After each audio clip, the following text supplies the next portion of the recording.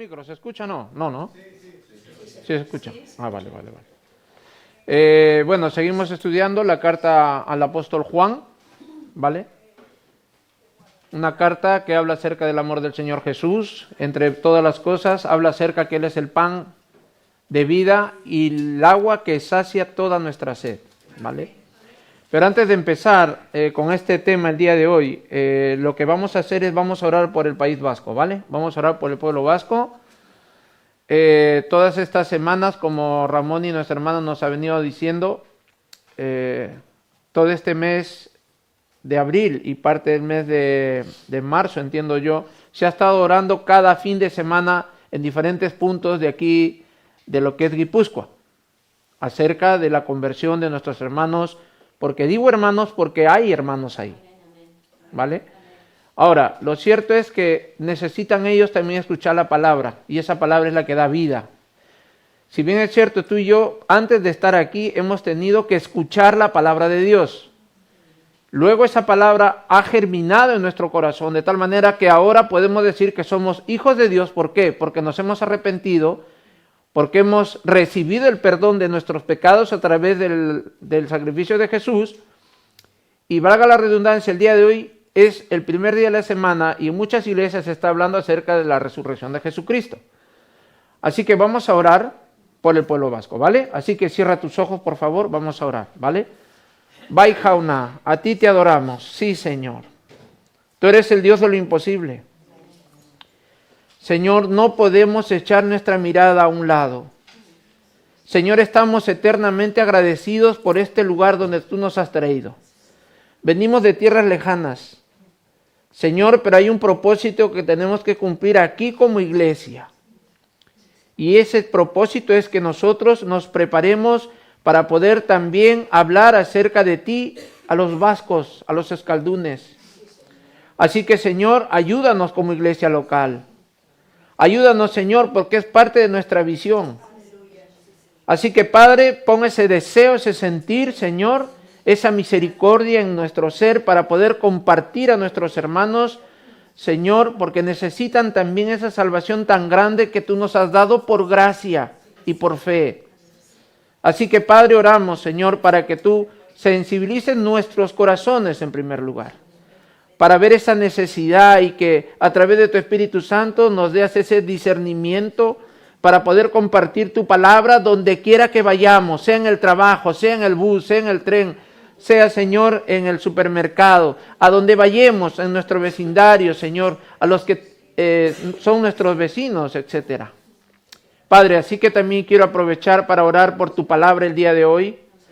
Señor, que tu palabra siga siendo viva y eficaz y que transforme nuestro corazón, porque para eso estamos aquí. Venimos a que tú sigas trabajando de una manera incansable a través de tu Espíritu Santo y a través de tu palabra. Señor, te necesitamos, por eso estamos aquí, Padre. Y gracias por tu resurrección, porque esa es la base fundamental del cristianismo. Señor, tú eres real, tú eres verdadero, tú no eres ni un mito ni una leyenda, tú sí existes y tú eres Dios y no hay nada ni nadie que cambie, Señor, tu persona. Así que a ti te adoramos en el nombre de Jesús. Amén y amén. Muy bien, hermanos, vamos a entrar en materia y voy a pedir a mi hermana Ramón que por favor nos lea los textos bíblicos. Estamos en capítulo 6 de Juan, versículo del 22 al 37. Juan 6, del 22 al 37. ¿Podéis seguir? Podéis seguir en vuestras Biblias. Zuen Biblian jarrai dezakezue. Biharamunean, lakuak bestaldean zegoen jendea konturatu zen antxalupa bat bakarra izan zela. Eta Jesus etzela untziratu ikaslekin. Baizik eta hauek bakarrik joan zirela. Bitartean, beste zenbait txalupa iritsi zen Tiberiadesetik, jaunak eskerronezko otoitza egin ondoren ogia jan zuten ingurura. Han ez zeudela ez Jesus, ez ikasleak konturatzean, jendea txalupetara igo eta Kafarnaunera joan zen, Jesusen bila. Lakuaz bestaldean aurkitu eta esan zioten, Maixu, noiz etorri zara ona? Jesusek erantzun zien, bene-benetan diotsuet, nire bila zabiltzate. Ez ikusi dituzuen mirarizko seinalengatik, ogia asetzeraino jan duzuelako baizik. Alegin zaitezte ez galtzen den janariagatik, baizik eta irauten eta betiko bizia ematen duen janariagatik. Hori gizonaren semeak emango dizue, Jainko aitak bere aginpidearen ordezkari egin duenak. Orduan galdetu zioten, zer egin behar dugu Jainkoak nahi duena egiteko? Jesusek erantzun zien, hauxe da Jainkoak nahi duena. Berak bidali duenarengan zuek sinistea. Amen. Muchas gracias.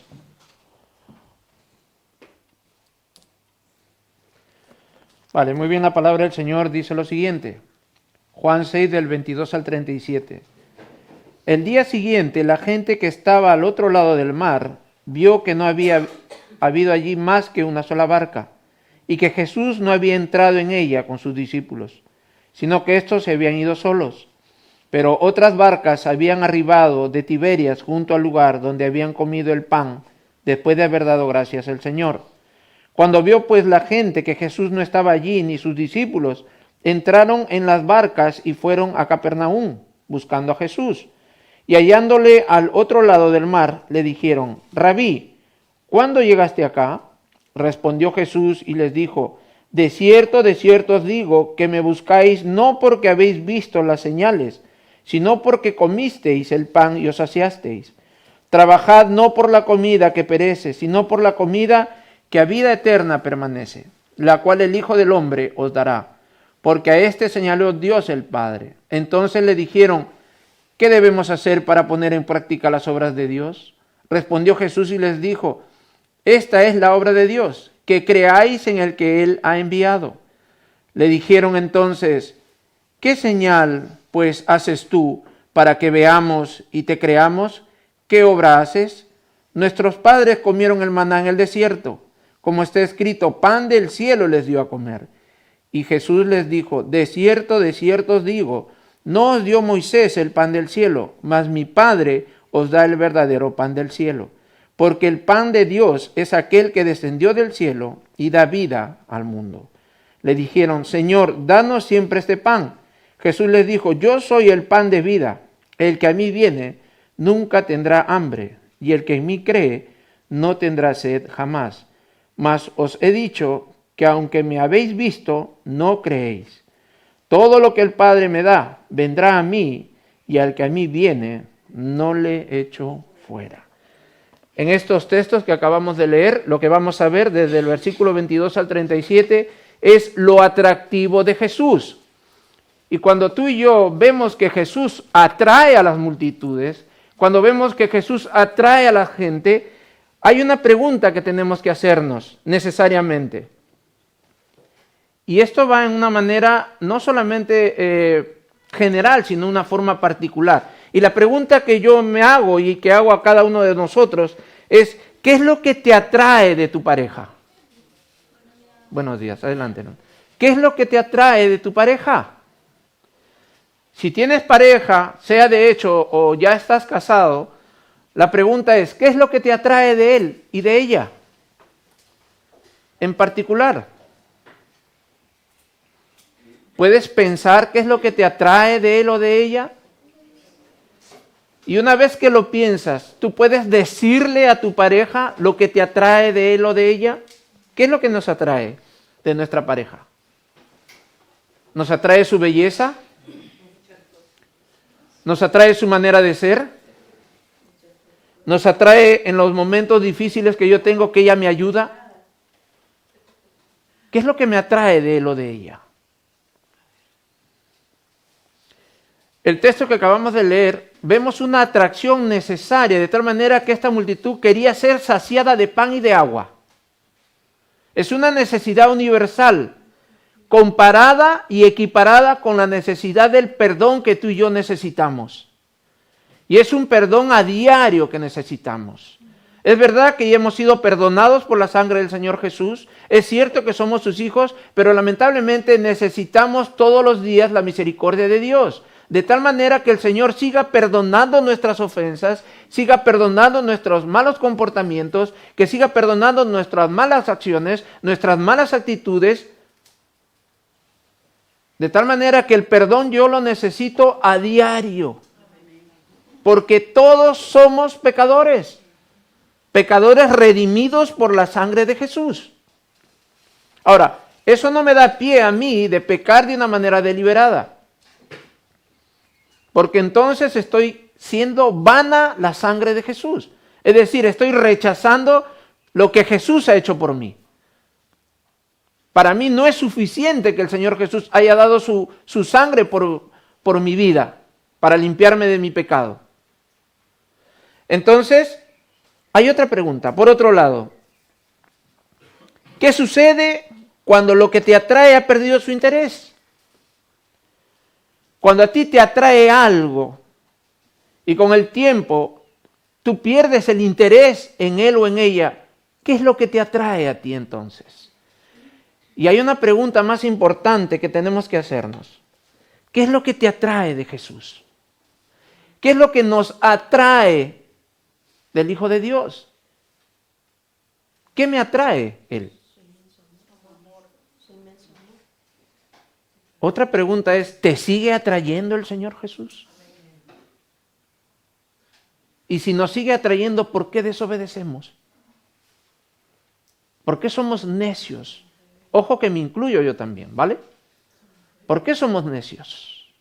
¿Amamos más los deleites y placeres del mundo antes que los buenos deseos de una vida eterna con el Señor? ¿Hemos perdido el interés en el Señor Jesús? ¿Qué me interesa más? ¿Mirar una serie en Netflix que estar orando? ¿Qué me interesa más? ¿Comprar un móvil, una buena ropa, etcétera, etcétera, antes que agradar al Señor?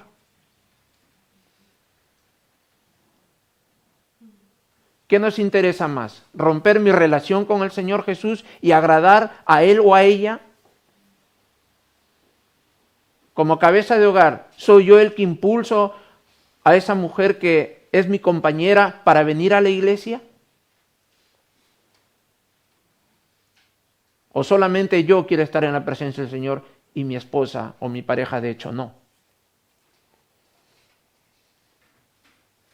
Lamentablemente a veces hay como un tipo de envidia. No, yo quiero saber más que el otro o que la otra. Sin embargo, ahí también hay un motivo de responsabilidad por cada uno de nosotros. Porque la palabra de Dios está en nuestras manos. No está vetada ni mucho menos velada. El velo del templo se rompió cuando el Señor Jesús murió, de tal manera que la palabra de Dios la tenemos todos en nuestra casa y ahora en los móviles. Entonces no tenemos excusa alguna para decir, no, es que el Señor a mí no me ha dado su palabra. Sí, nos ha dado, sino que no nos gusta leerla. Y si la leemos, no nos gusta aplicarla. Así que, dado esta batería de preguntas, lo que vamos a ver, como título de hoy lo dije, lo atractivo de Jesús. Y vamos a ver 4 puntos muy importantes que vamos a desarrollar. Y el primer punto lo vamos a ver desde los versículos del 22 al 24, y es la multitud busca a Jesús. La palabra del Señor dice, el día siguiente la gente que estaba al otro lado del mar vio que no había habido allí más que una sola barca, y que Jesús no había entrado en ella con sus discípulos, sino que éstos se habían ido solos.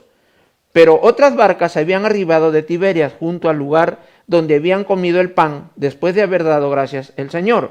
Cuando vio pues la gente que Jesús no estaba allí, ni sus discípulos, entraron en las barcas y fueron a Capernaum buscando a Jesús.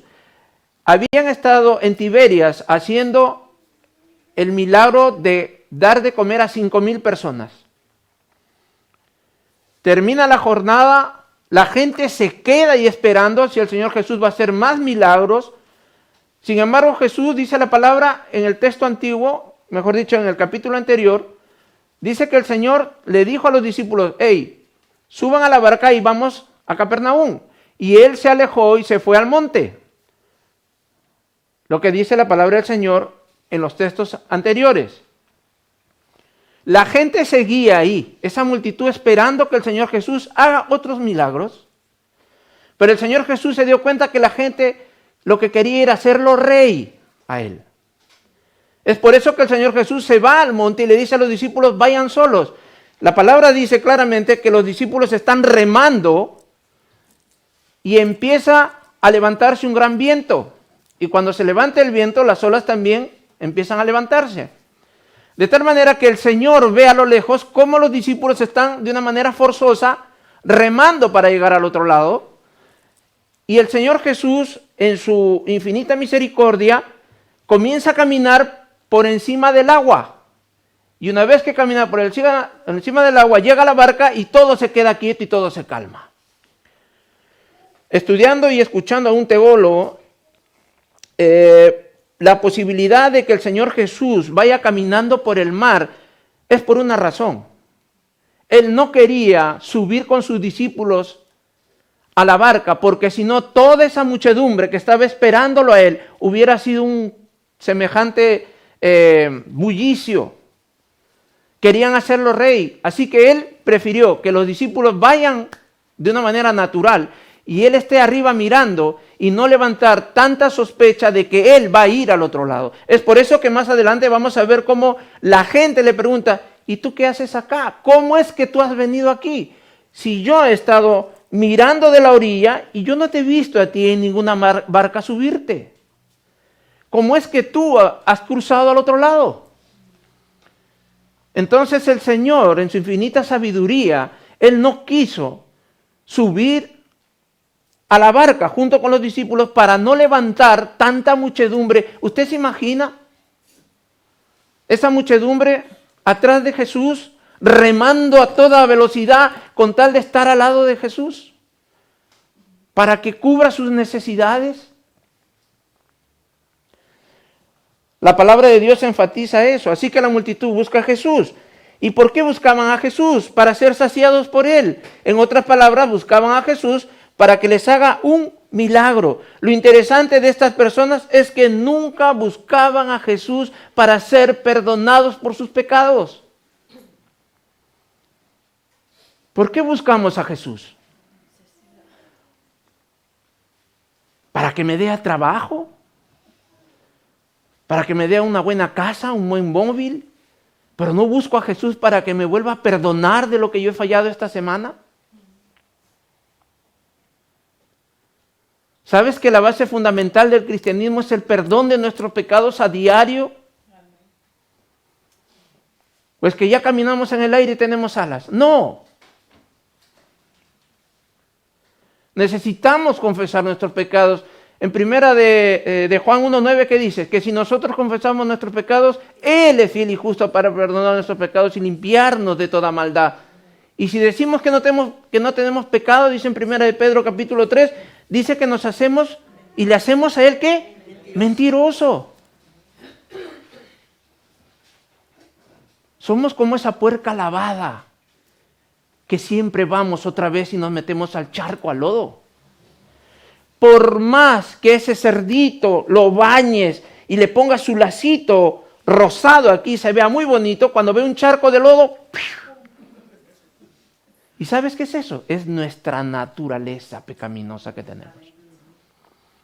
Somos pecadores, pero redimidos por la sangre de Jesús. Así que el pecado ya no debe de tener ninguna influencia en nosotros.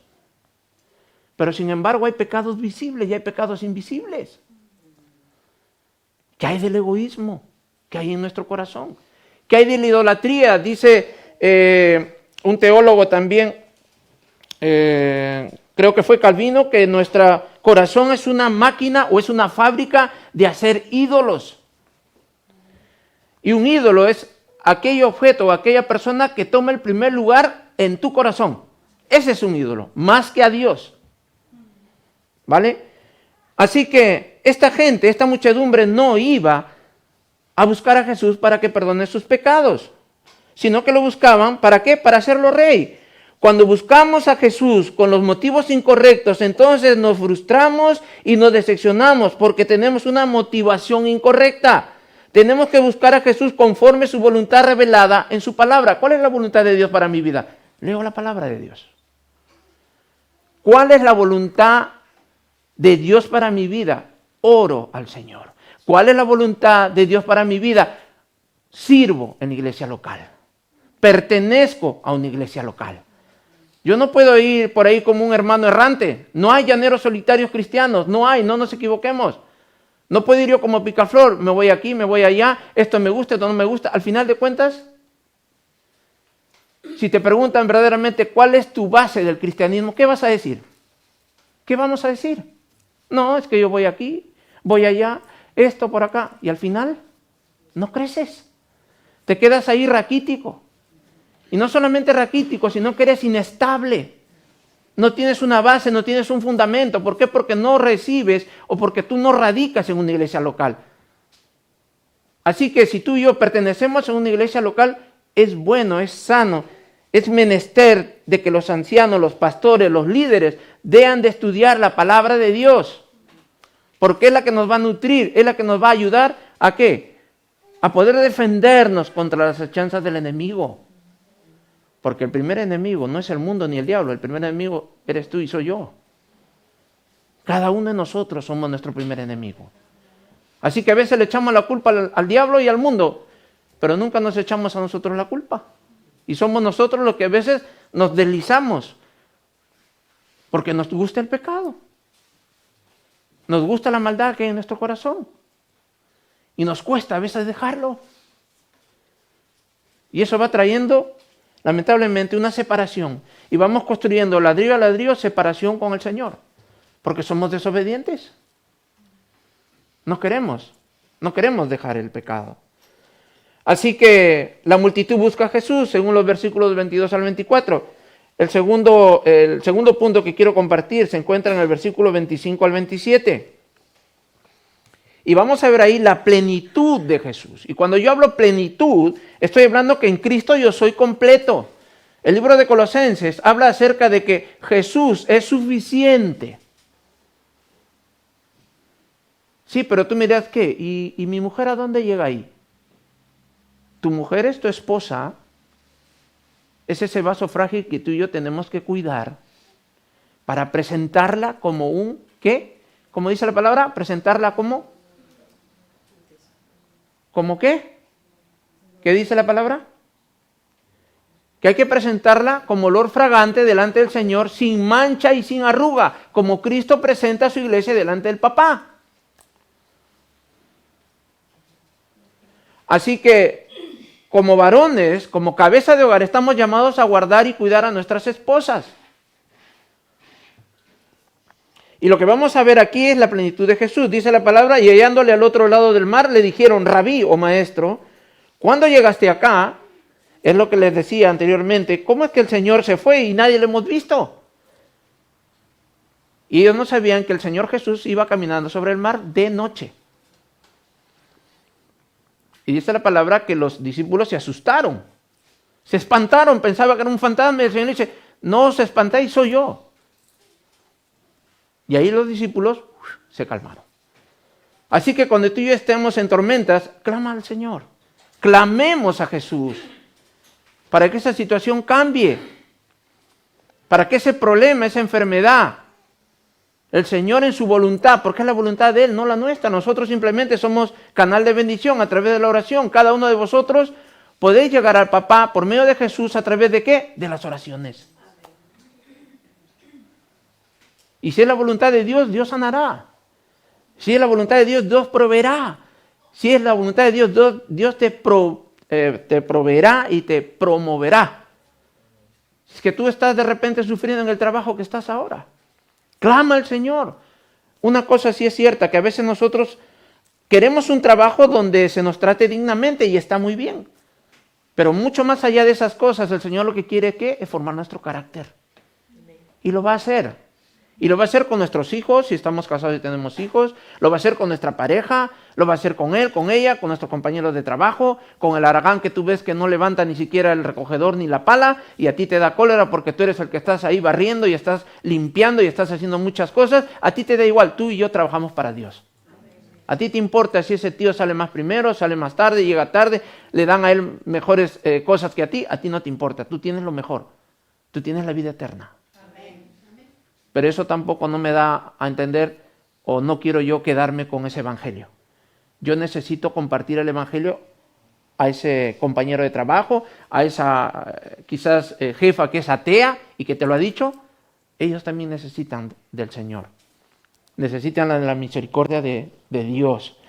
Así que, dice el versículo 26, respondió Jesús y les dijo, de cierto os digo, que me buscáis no porque habéis visto las señales, sino porque comisteis el pan y os saciasteis. Trabajad no por la comida que perece, sino por la comida que a vida eterna permanece, la cual el Hijo del Hombre os dará, porque a este señaló Dios el Padre. En los versículos 25 al 27 vemos cómo la multitud le pregunta a Jesús, ¿cuándo llegaste acá? Y Jesús responde, vosotros me buscáis no por los milagros, sino porque comisteis el pan y os saciasteis. El Señor no le da una respuesta como yo te pregunto, oye, ¿dónde has estado? Y tú empiezas a responder, bueno, he estado aquí, he estado allá. No, el Señor Jesús le dice, yo no te voy a responder lo que tú me preguntas. Y el Señor Jesús siempre va al grano, directamente al grano. Él no rodea. Él va directo al detalle. Dice la palabra del Señor. Y Jesús responde, vosotros me buscáis no por los milagros, sino porque comisteis el pan y os saciasteis. En otras palabras, os sentís plenos y completos en mí. Y eso está muy bien, pero mejor es no trabajar por la comida que perece, sino por la comida que a vida eterna permanece, la cual el Hijo del Hombre os dará. ¿Por qué Jesús hace un énfasis de que no debemos de trabajar por la comida que perece? ¿Por qué será? ¿Por qué creéis vosotros que el Señor Jesús hace este énfasis de una manera particular? De que no trabajemos por la comida que perece. ¿Por qué? ¿Alguna idea? Porque Él provee. Muy bien, porque Él provee. ¿Qué más? ¿Por qué? Porque estamos afanados con el trabajo más de la cuenta. Afanados con el trabajo más de la cuenta. ¿Por qué? ¿Alguien más? ¿Por qué? Una de las cosas que tú y yo necesitamos aprender y entender es que siempre a las cosas de Dios hay que preguntarle el por qué. Si tú quieres aprender más de la palabra de Dios, ayudado con el Espíritu de Dios, tú tienes que preguntar por qué se dice esto. Y es ahí donde el Señor en su infinita misericordia te revela por qué está ahí. Tú sabes que la palabra de Dios es una palabra infinita. Tú sabes que la palabra de Dios es una palabra que edifica, que transforma, que trae paz, tranquilidad, gozo, paciencia. ¿Vale? Así que el mismo texto lo dice. ¿Por qué Jesús hace un énfasis de que no debemos de trabajar por la comida que perece? Porque es una comida momentánea. Porque es una comida que te va a saciar solamente en ese momento. Luego vas a tener más hambre. ¿Acaso es una comida eterna? ¿Acaso como ahora he tomado mi desayuno a las 7 de la mañana? ¿Acaso ya no tengo hambre ahora? Entonces yo no puedo decir que mi desayuno es un desayuno eterno. Y porque hay otra base fundamental. ¿Sabes por qué? Porque todo lo que ven nuestros ojos aquí es pasajero. ¿Nos miramos al espejo? ¿Eres niño gateando? No, ya estamos viejos algunos. Ya se nos caen hasta las muelas. El pelo y todo lo demás. Entonces el Señor Jesús dice, mira, trabajen, pero no trabajes por una comida que solamente te va a saciar un momento, un instante, y luego vas a querer más. Y la palabra no queda ahí, sino que también dice porque es una comida momentánea, es decir, una comida que solo llena en el momento. Luego necesitamos seguir comiendo para sacar nuestras fuerzas, para saciar nuestras fuerzas. En cambio Jesús mismo dijo en Juan capítulo 4, versículo 32 al 34, mira lo que dice la palabra de Dios. Ese es el contexto cuando está la mujer samaritana hablando con el Señor Jesús en el pozo de Jacob. Juan 4, 32 al 34 dice, Él les dijo, le está diciendo a los discípulos dicen, ¿le ha traído algo de comer al Señor Jesús? Mientras que nosotros nos hemos ido a comprar la comida. ¿Qué es lo que dice el Señor Jesús? Él les dijo, ¿qué les dijo? Yo tengo una comida que comer que vosotros no sabéis. ¿Y cuál es la comida? Entonces los discípulos decían unos a otros, ¿le habrá traído alguien de comer? Jesús les dijo, mi comida es que haga la voluntad del que me envió y que acabe su obra. Y es esa misma comitiva o es ese mismo encargo que el Señor nos deja a cada uno de nosotros porque somos ¿qué? Su iglesia. Porque somos sus hijos. Es esa comisión que el Señor nos ha dejado. No termina con el Señor Jesús. ¿Por qué? Porque el Señor Jesús, ¿qué cosa es? Eterno. Eso sigue, hermanos. Así que, como vemos en este texto, es una comida. Es esa comida a la que Jesús se refiere, es que nosotros también hagamos la voluntad de Dios y que acabemos su obra, el predicar el Evangelio. Por otro lado, en el mismo versículo 27, parte C, Jesús dice, la cual el Hijo del Hombre os dará. En esta parte del texto, Jesús se atribuye o se responsabiliza que va a ser Él el que nos va a dar esa comida. Así que, ¿qué yo hago buscando por afuera? Y está hablando de una comida espiritual, no física ni material. Lamentablemente, más abajo vamos a ver, los textos siguen y dice que ellos no creían lo que el Señor hacía, ni aún dando señales. En esta mañana tú y yo no estamos creyéndole al Señor. ¿Qué queremos? ¿Qué queremos? ¿Sacarnos la lotería para creer en Cristo? Así que en el versículo 27, Jesús se atribuye esa responsabilidad de saciarnos de esa comida espiritual, que no perece, sino que a vida eterna permanece. Y en el punto número 3, lo que vamos a ver en el versículo del 28 al 31, vamos a ver las instrucciones de Jesús. Vamos a ver qué es lo que el Señor Jesús le dice a esta gente y nos dice a nosotros. Así que el texto dice, entonces le dijeron, ¿qué debemos hacer para poner en práctica las obras de Dios? Respondió Jesús y les dijo, esta es la obra de Dios, que creáis en el que Él ha enviado. Le dijeron entonces, ¿qué señal pues haces tú? Para que veamos y te creamos. ¿Qué obra haces? Nuestros padres comieron el maná en el desierto, como está escrito, pan del cielo les dio a comer. En los versículos 28 y 29 vemos que la gente pregunta a Jesús qué deben de hacer para poner en práctica las obras de Dios. Jesús respondió, esta es la obra de Dios, que creáis en el que Él ha enviado. ¡Wow! ¡Qué fácil!, ¿no? Solamente cree. Nada más, porque todo lo está haciendo el Señor Jesús. Sin embargo, en el versículo 30 y 31 observamos que la gente demanda señales a Jesús de tal manera que viendo las señales ellos puedan ver y creer. No hay duda que la gente quería ver primero para poder creer y esto es lo contrario a la definición de la fe en Hebreos 11.1. ¿Qué es lo que dice en Hebreos 11.1 acerca de la definición de la fe? La fe es la fe, la certeza de lo que se espera y la convicción de lo que no se ve. Sin embargo, la multitud o los israelitas que decían, no, Señor, ¿sabes qué? Primero, haz el milagro. Yo veo y creo. ¿Y acaso era cierto lo que ellos decían?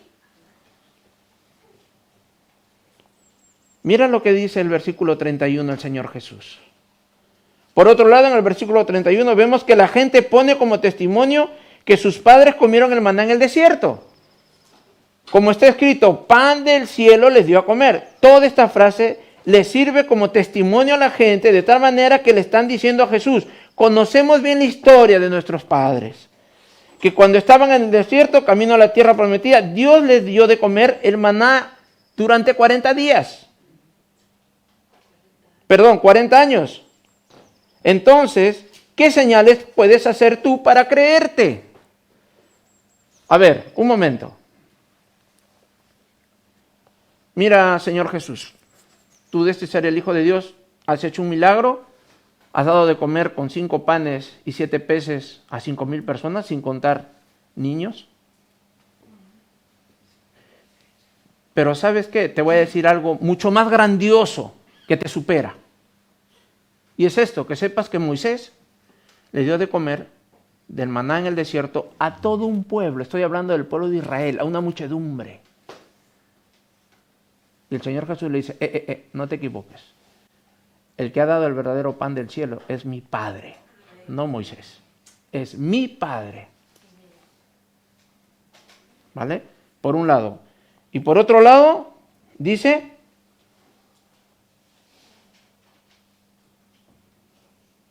eso lo vemos en el versículo 32 al 37, donde vamos a ver la revelación de Jesús. Y este sería el cuarto punto. Dice, y Jesús les dijo, de cierto os digo, no os dio Moisés el pan del cielo, mas mi Padre os da el verdadero pan del cielo, porque el pan de Dios es aquel que descendió del cielo y da vida al mundo. Le dijeron, Señor, danos siempre este pan. Jesús les dijo, yo soy el pan de vida. El que a mí viene nunca tendrá hambre, y el que en mí cree no tendrá sed jamás. Mas os he dicho que aunque me habéis visto, no creéis. Todo lo que el Padre me da, vendrá a mí, y al que a mí viene, no le echo fuera. En los versículos 32 y 33 vemos que Jesús les dice a Moisés, no les ha dado el pan del cielo, sino que su Padre os ha dado el verdadero pan del cielo, afirmando que Él es el verdadero pan del cielo. De tal manera que en el versículo 33 Jesús dice que el pan de Dios es aquel que descendió del cielo y da vida al mundo, confirmando una vez más que Él es el verdadero pan del cielo. En el versículo 34 le dijeron, Señor, danos siempre este pan. Y yo quiero que te quedes con esta expresión, ¿vale? Porque vamos a analizar algo aquí. Esta expresión revela la necesidad de la gente de ser saciados cuando haya carencia. Pero hay algo más aquí, que en esta expresión, si nos fijamos bien en la palabra siempre, ¿vale? Esto quiere decir que habrá carencia más adelante, de tal manera que la gente misma no se da cuenta que el maná que dio Moisés al pueblo de Israel en el desierto es un pan físico y material. De tal motivo o de tal manera que van a volver a tener hambre. Les está diciendo, danos ese pan siempre. Está hablando acerca de que va a haber una carencia. No le está diciendo, dame únicamente ese pan para que me sacie por toda la eternidad. No, le dice siempre, es decir, va a haber un momento donde yo voy a volver a necesitar ese pan. porque tengo hambre.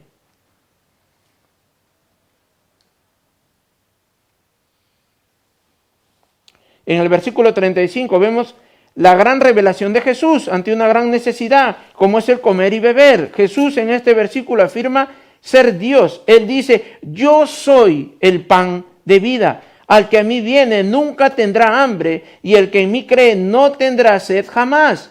Hay dos verbos en este versículo que no podemos pasar por alto. Estos verbos son venir y creer. Estos verbos son infinitivos, es decir, no tienen fin. Porque es una necesidad que solo Dios lo puede cubrir. Solo el Señor Jesús lo puede hacer. Nadie más en esta tierra. No lo hace ni el pastor, ni el anciano, ni el líder, ni el hermano. No, lo hace Jesucristo. Son dos verbos que está aquí mencionando la palabra.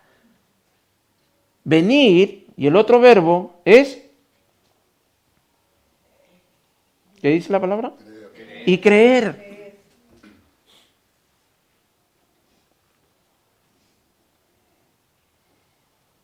Jesús nos llama a que estemos delante de Él para ser saciados, y por otro lado necesitamos creer en Él para poder disfrutar de ese maná espiritual que sacia nuestras almas, de tal manera que podamos tener paz y tranquilidad y así poder ¿qué?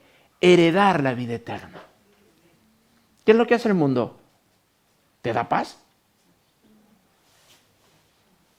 Simplemente comprender la tele o escuchar la radio que vemos. ¿Que todo es felicidad, paz y gozo? No. Guerras y guerras y más guerras y pleitos en casa y pleitos en casa y pleitos en el trabajo y no me consiento de mí mismo, etcétera, etcétera. Y tú y yo necesitamos paz. No el paz como el mundo me la da, que es una paz momentánea. Y la paz no la conseguimos porque no tiene precio. Tú no puedes pagar por la paz. Ese precio lo pagó el Señor Jesús en la cruz. Así que Él es fuente de paz. Él es príncipe de paz. En el versículo 36, sin embargo, Jesús una vez más les dice que su incredulidad es de tal magnitud que aún viendo las señales no creen. Y el contexto aquel no tiene nada de diferente con el contexto que estamos actualmente aquí. Hay mucha gente que es incrédula y que se dice ser atea, agnóstica, científica, etcétera, etcétera. Gente que no quiere creer en el Señor. Pero sin embargo, en sus últimos días, algunos se arrepienten. Porque la gracia de Dios es para todos. Y en el versículo 37, Jesús nos asegura que es Dios su Padre el que inicia el proceso de salvación, de tal manera que dice, todo lo que el Padre me da, vendrá a mí, y al que a mí viene no le echo fuera. Esto es la seguridad de salvación que Dios nos promete por medio de su Hijo Jesucristo. ¿Nos quedó claro que yo y tú no perdemos la salvación? ¿Quedó claro? No, pero tú me dirás, ha habido muchos hermanos que han estado ahí, han orado, han cantado, han alabado, han predicado. Sí, pero déjame decirte que ellos no eran salvos. Porque si hubieran sido salvos, siguieran con nosotros. Así que no quepa duda. Porque el Señor te ha traído aquí por medio de su Hijo. El plan de salvación lo inicia Dios Padre. Y eso lo vemos desde que Adán y Eva cayeron. ¿Qué es lo que hizo Dios? Se fue a buscarlos a ellos. ¿Acaso ellos buscaron a Dios? No, fue Él el que buscó a esa pareja que había caído en desobediencia. ¿Qué es lo que hizo? Los vistió. Claro, hubo consecuencias y hasta el día de hoy estamos pagando esas consecuencias. Pero Dios dio la salvación. Así que, dice la palabra, todo el que el Padre me da vendrá a mí, y al que a mí viene no le echo fuera. Esto es la seguridad de salvación que Dios nos promete por medio de su Hijo Jesucristo. Lo que podemos ver en este versículo en particular es la perfecta armonía que existe entre el Padre y el Hijo. No hay duda alguna que el Espíritu Santo también forma parte de esta salvación, así como también estaba presente en el inicio de la creación según Génesis capítulo 1, versículo 1 y 2, que dice, en el principio creó Dios los cielos y la tierra estaba desordenada y vacía, y las tinieblas estaban sobre la faz del abismo, y el Espíritu de Dios se movía sobre la faz de las aguas. Y aquí yo puedo ver una de las características del Señor, que es un Dios de orden. Vio la tierra desordenada y vacía. ¿Y qué es lo que hizo primero? Ordenó las cosas. Aunque nos cueste tender la cama cuando nos levantamos. Aunque nos cueste. Mayormente los varones creo que somos ahí un poquito rebeldillos, ¿no? En cambio las mujeres son más hacendosas. Aunque a veces cuando ya te casas, la mujer manda al esposo y le dice, mira, ¿sabes qué? Hazme las cosas. Y bueno, por amor hay que hacerlo. Pero a veces nos rebelamos ante ese amor también. A veces hacemos caso por conveniencia, ¿no? Para que no me mande a dormir ahí al mueble. ¿No? Entonces, así pues, vemos que solo en Jesús podemos ser saciados de nuestra necesidad espiritual. Él es el verdadero pan del cielo que vino para que nosotros hoy podamos ser perdonados y salvados por su voluntad. Así que, hermanos, a Dios sea la gloria.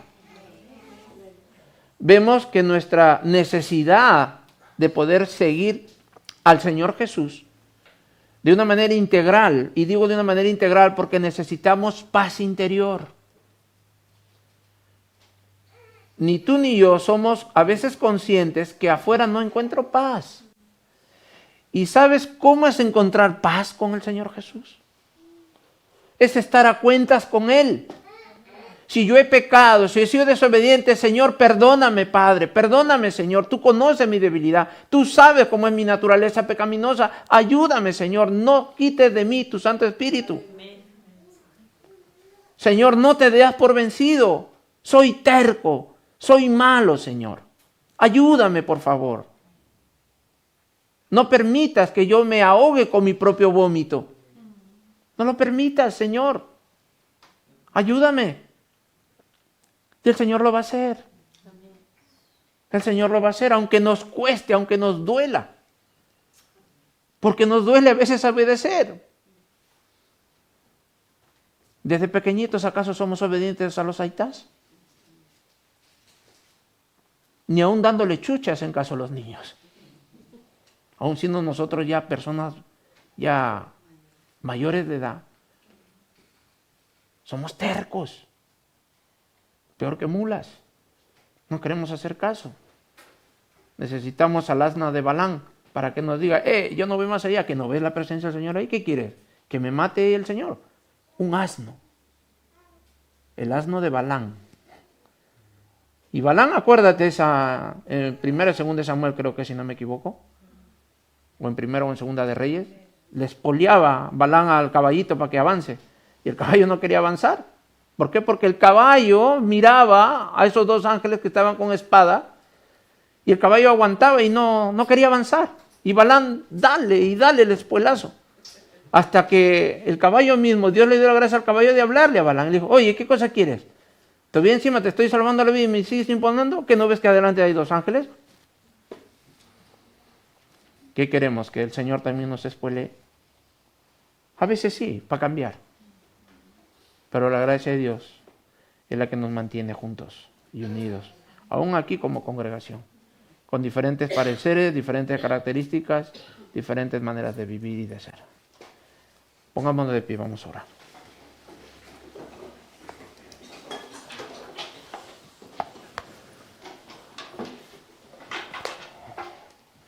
Padre eterno, Señor Jesús, te adoramos, te alabamos y te bendecimos. Señor, perdónanos, Padre, porque somos inquietos con el pecado. Porque a veces, Señor, pensamos, Padre, que la pasamos bien desobedeciéndote. Nuestra carne nos engaña, porque en mi carne no habita el bien, solamente habita el mal. Y ni siquiera quiere sujetarse a tu señorío, ni a tu poder, ni a tu voluntad. Queremos vivir de una manera holgada y decimos ser libres cuando hacemos lo que se nos da la gana. Y no nos damos cuenta que eso traerá consecuencias.